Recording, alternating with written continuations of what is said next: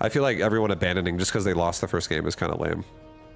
It's pretty lame. It just like it ruins the rest of the tournament because everyone starts getting all these weird fucking buys and stuff, and or you'll have one person who gets things like that, so they have to sit out now, and you'll have people playing different brackets, like different, like want to know plays against 0-1 type stuff.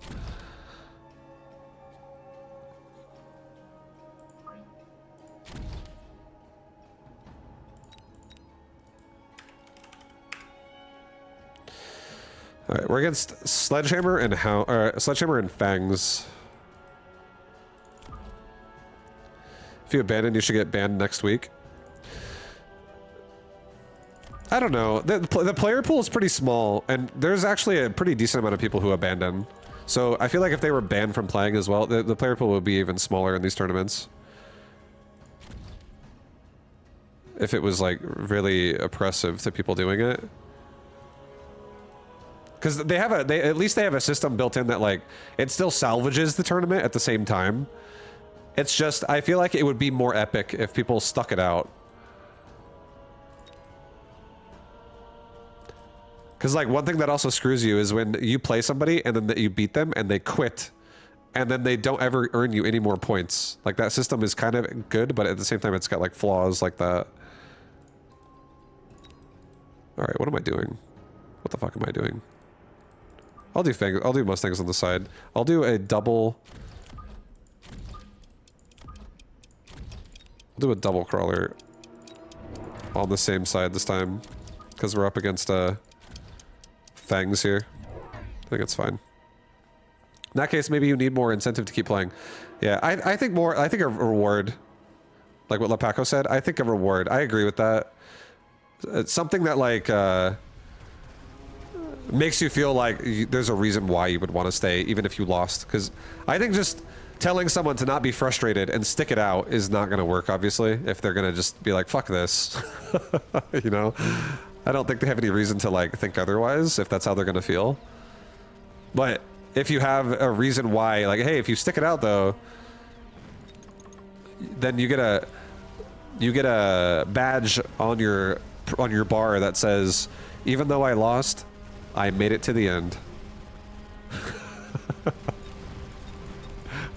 I went all the way. I didn't quit. Participator. That would be sick. I would love that. Yeah, we'll give us like board design. That'd be sick. I actually would love it if this game starts actually giving you ways to like customize like maybe your helipad. I would love to customize your helipad. Instead of it being an H, it's like the person's flair of whatever they want. I want to have it be like emotes as well. I want to have like an animated GIF going off in there. Get the helipad out of here.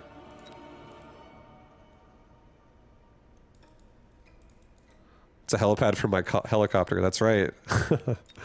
That's correct. I don't want Elite Tarantula. I'm fortified. I feel like this is another game where I might actually just go for a giant or a titan.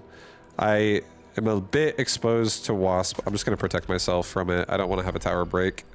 No towers breaking, please. And I like it. Dude, I fucking love hounds. We're gonna mirror my board. I'm just gonna have a bit of a hound opener.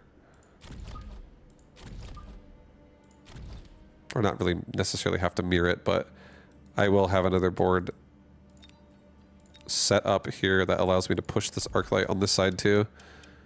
Maybe put the wasp a little bit higher. Actually, they're gonna have to turn around if I do that. Put them lower.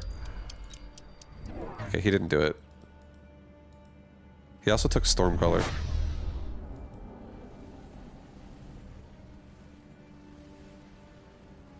Do you want your towers to look like big dildos? Oh, hell yeah. I feel you on that. Let your opponent know they're in for punishment.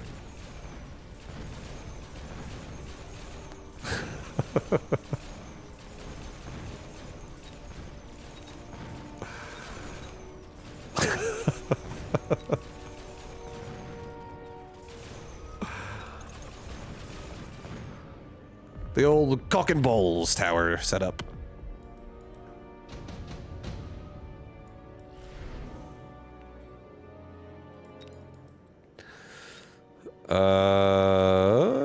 Oh, I might just keep Mustangs this game, honestly. I'm feeling it. I'm feeling Mustangs against these arc lights. Without anti-air, actually. Oh, boy. All right, I do think if I want to win the game, I should just go Wasp. I'm just going to say that right now. If I want to lose the game, I should go anything else. That is what I see right now. Out of what I see here and what I see here, that's just what the math adds up to. So I think I'm actually just going to sell... I'm going to take the Wasp. I'm going to sell the Mustang on the right. Put the Wasp in its place. You've been replaced. Mustang, sorry. And we're going to get range on Hounds. And because I got range on Hounds now, I may as well just top myself off with 2 more Hounds. Put them both right there. And now I have just a nice Hound-centric board. We haven't actually made a choice on this board for anything other than we're going for Hound clear. And he went for a Farseer. Okay.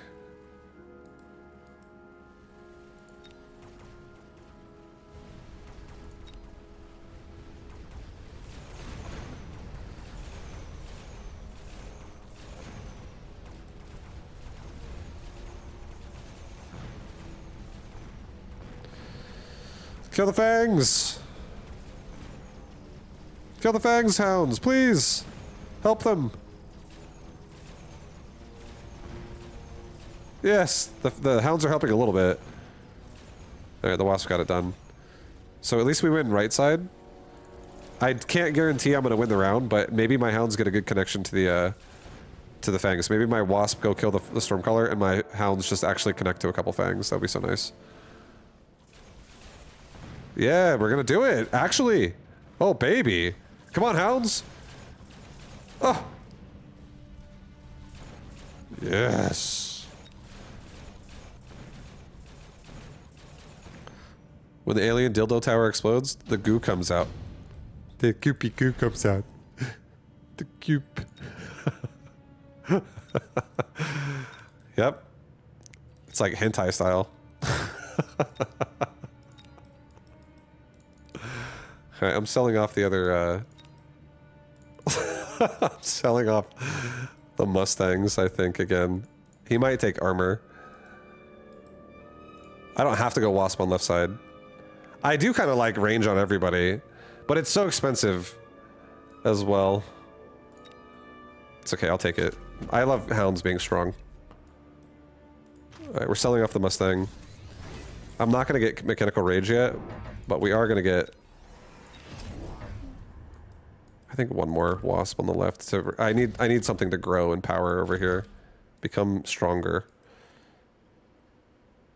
Let's also get maybe a bait for the initial Stormcaller here.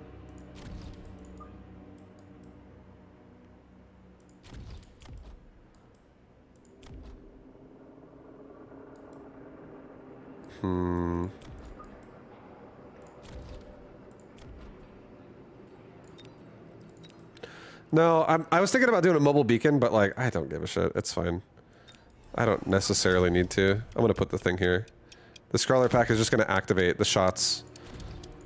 The Scrawler Pack will activate the Stormcaller shots and they'll miss everything, and then we should be safe. Okay, there's a WarFactory in my face.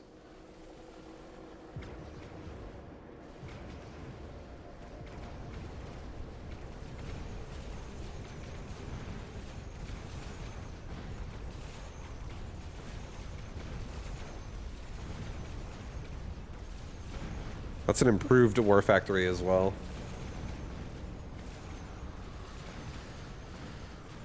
I think when you get really good at this game, you'll honestly look at the difference of the round. I actually do believe a really good player at this game will every single round calculate like how much investment their opponent just spent and then just keep a tally on that in their brain. And they'll know how much money they have. So no one can like secretly save on you. But I'm definitely not watching that shit that hard myself. while streaming. Attack of all units. Oh, baby. Range and attack? You kidding me? Pretty sick. I could actually get... I feel like I already know what's going on. This is going to be like range, high explosive. This thing just gets like launcher overload. It just blows away everything that's just in its face. It's not going to be cool. I think we should honestly probably rely on a melter right now. I'm pretty afraid.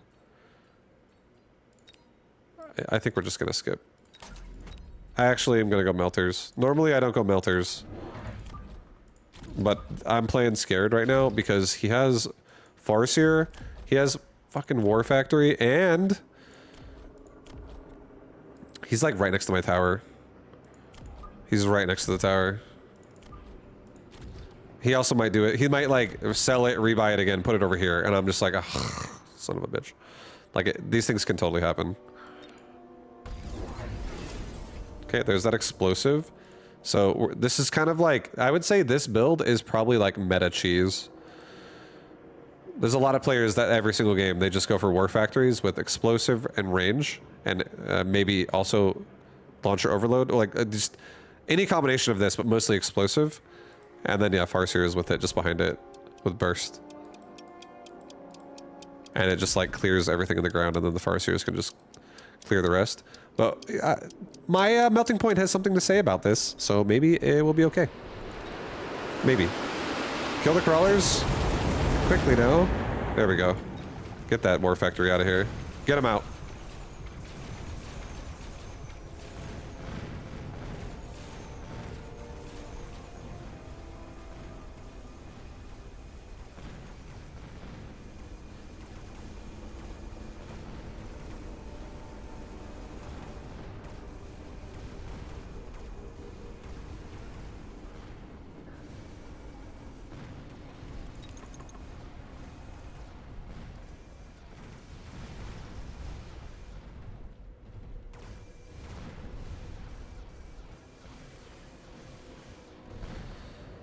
Okay, we got rid of most of it.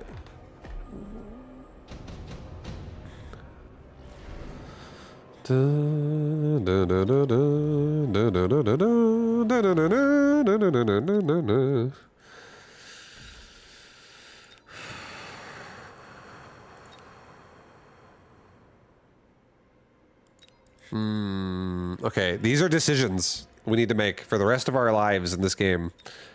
I need to think to myself, do I want to get a Phoenix? I don't need it for the WarFactory kills, but I could get it for like punishing this. Gotta worry about the Farseer on that side. I think Void Eye could be insane because I could actually just tank through this in the mid. I think I'll just go Phoenix. It's free. It's free, it's easy peasy. Let's put a Phoenix on this side. Let's put a Phoenix over here. We do have, we'll be able to kill the Arclight pretty fast, and then we'll be able to like overpower the Farseer, hopefully. Level this Melter. I think I'm gonna give my Melter EMP. I'm gonna do EMP, guys. I'm also gonna drop a Waspis Paxis, maybe right here, just so it baits out Farseer shots and protects my Phoenix. He doesn't have a Wasp Form himself.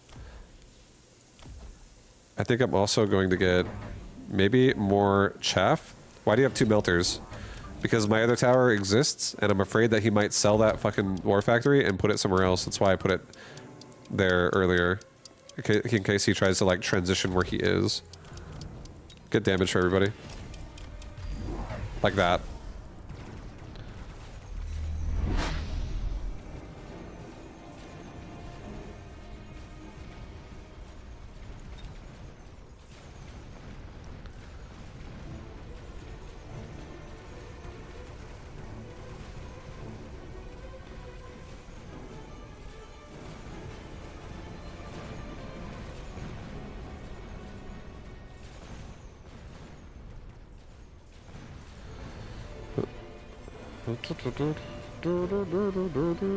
It's cool how you had an immediate example. Yeah, I mean, you do have to respect the fact that towers exist.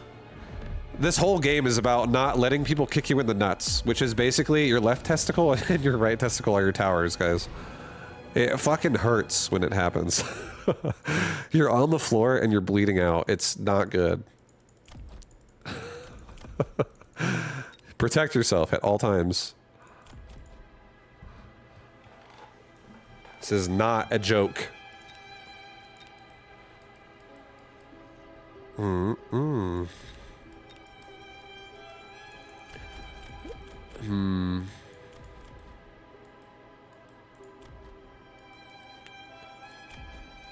I absolutely think we need to get range on melters.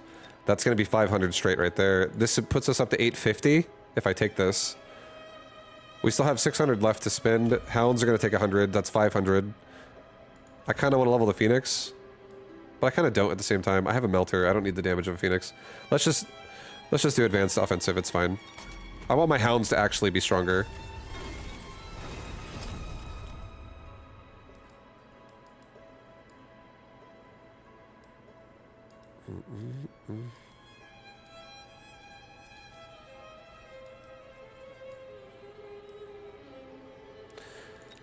Let's make sure he can't latch onto me with a WarFactory from any direction. Here. He might like put it here and mobile beacon into me, right? I don't want that. That sounds crazy. That sounds scary. Let's throw a missile device at both of these crawlers, just because this is a pretty big investment on the left side. This is actually commitment. This is a sledge as well. Let's just pretend that this is going to keep staying there. And so a form of it did. A form of it stayed. But yeah, look at that double WarFactory pressure we got going on now. This is actually terrifying. I am going to lose that melter.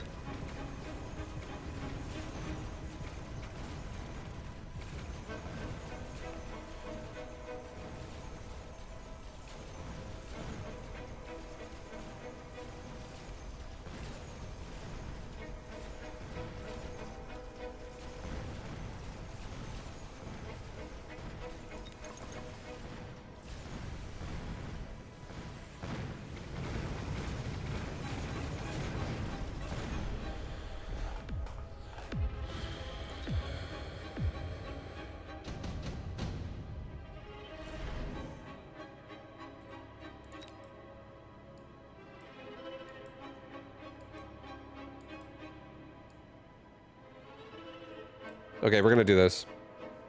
Taking the Wraith. I'm gonna take a couple of Wasp. I'm gonna put a Wraith right here. I'm gonna put another Wraith like right here. Put a Wasp like right in front of it. I'm gonna put another Wasp like in front of this. I'm leveling the Melter. Leveling the Hounds.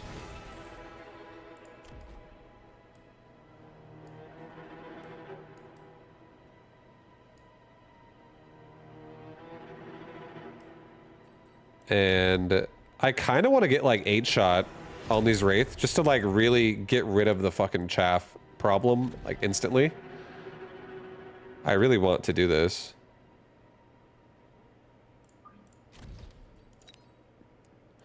I want to make sure my melters are actually hitting like targets right away.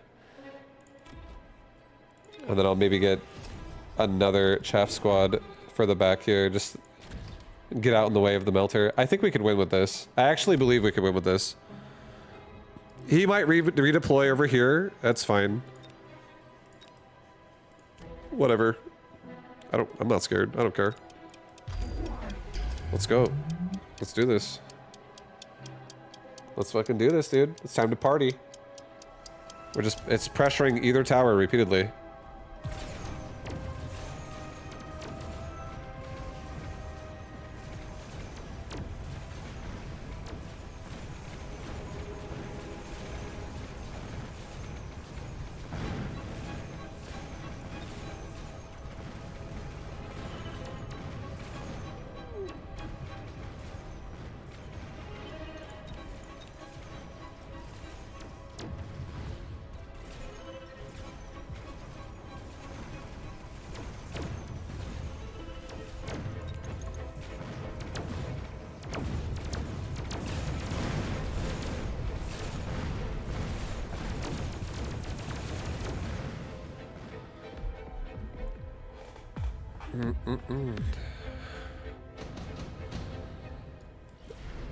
Okay, additional deployment slot.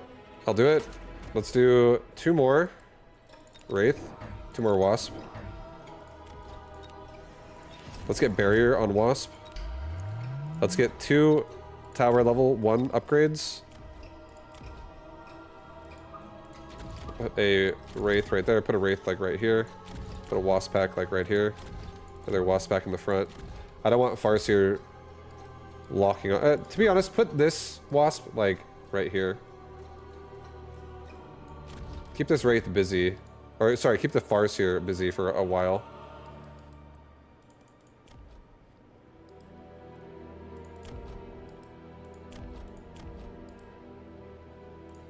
I can sell those crawlers because that thing is going to die, and the cost of the crawler's life, which is 100, let's just throw them 2 missiles at this.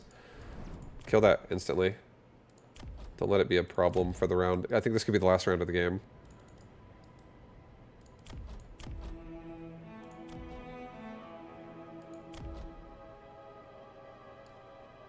There's also a incendiary bomb this round. This could be pretty nasty. Yeah, I don't know. Could be bad. Let's just get range for everybody. So really allow my Wraith to shoot as far as possible. I guess I'll also get 1 missile device here just to make sure that dies quickly. We have so many Wraith at the front, all this chaff in the front's gonna die.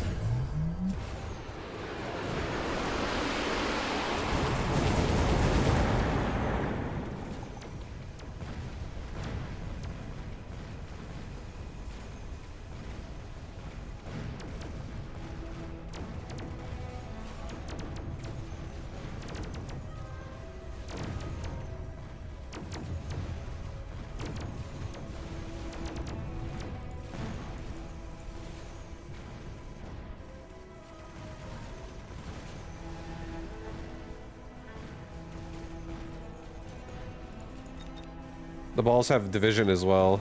Jesus.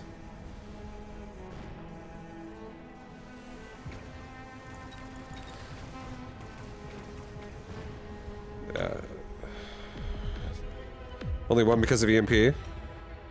Having EMP on his units is pretty nice when it goes off. It's nice. It's very nice.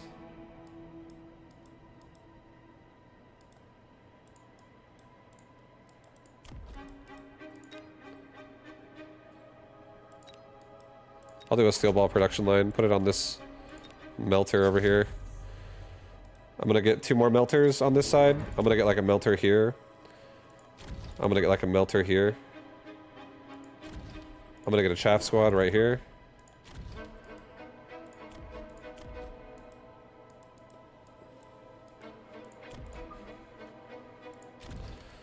We're gonna get max tower upgrades on the other side. Let's also get a mobile beacon. And have this melter and like a bunch of squads on the side come over to the right. And we'll just evacuate. We'll just try to keep my melters together and have EMP like go off like crazy. I'm not sure, like this guy is playing a game where he's like, I can redeploy any direction I want. But yeah. Kill the fire badger with that. Yep, so now we're completely on opposite sides. We're oppositsies. But I have a level 5 tower on that side. How would hacker work in the steel ball production factory? The hacker would hack the balls, but then the WarFactory would kill the balls, and the WarFactory would make distance, get closer to the hacker, and kill the hacker. The hacker would be doing that job slower than the WarFactory would be able to... Like, the WarFactory has very good range, so it would not really struggle versus a hacker at all that much. It has multiple shots it can use.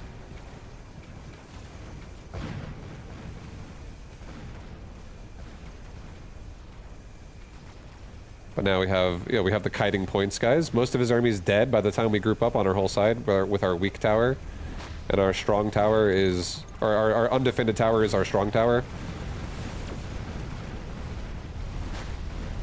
There, we got an EMP off on him, so now he's fucking EMP'd, thank God.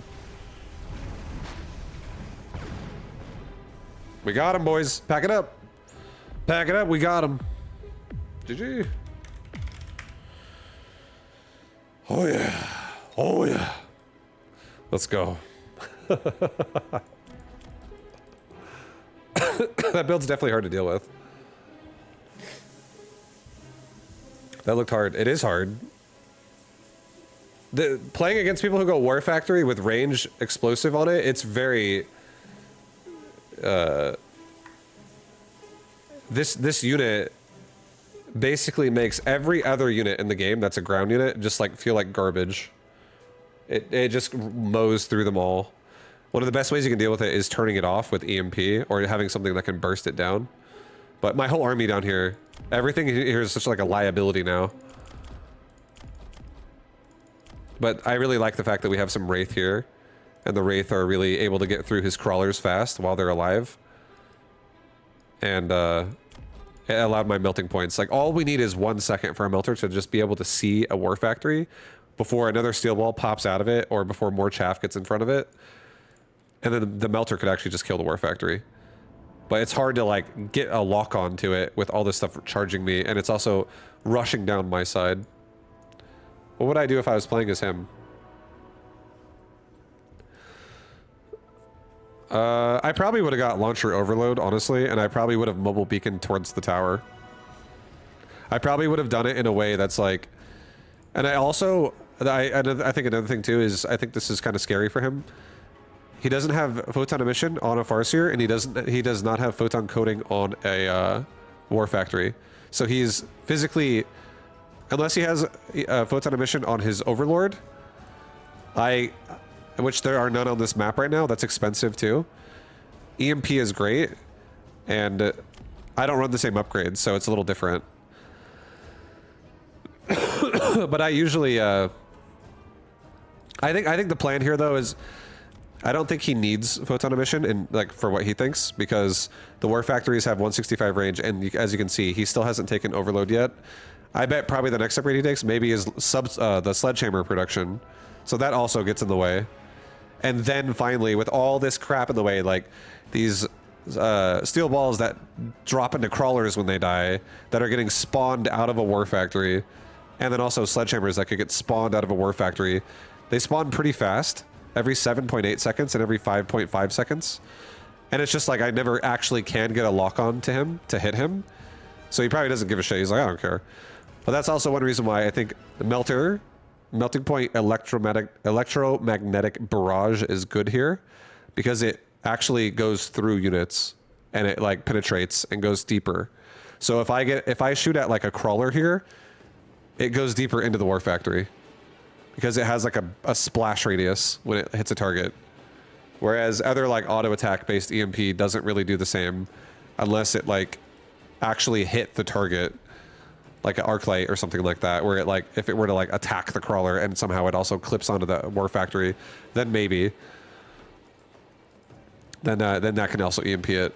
But yeah, the melting point EMP barrage can shoot from 180 range, so it's pretty reliable pretty early. You could have a level 1 melter throwing a 180 range projectile EMP towards WarFactories here. And again, he might run... There's a chance where he might run photon emission on boats, but for the fact of it being photon emission does not exist on the Farseer, or photon coating doesn't exist on the WarFactory, that's a big deal, which is why I went EMP. I was checking his upgrades and I was like, oh, I see what this is. I'm gonna go for EMP.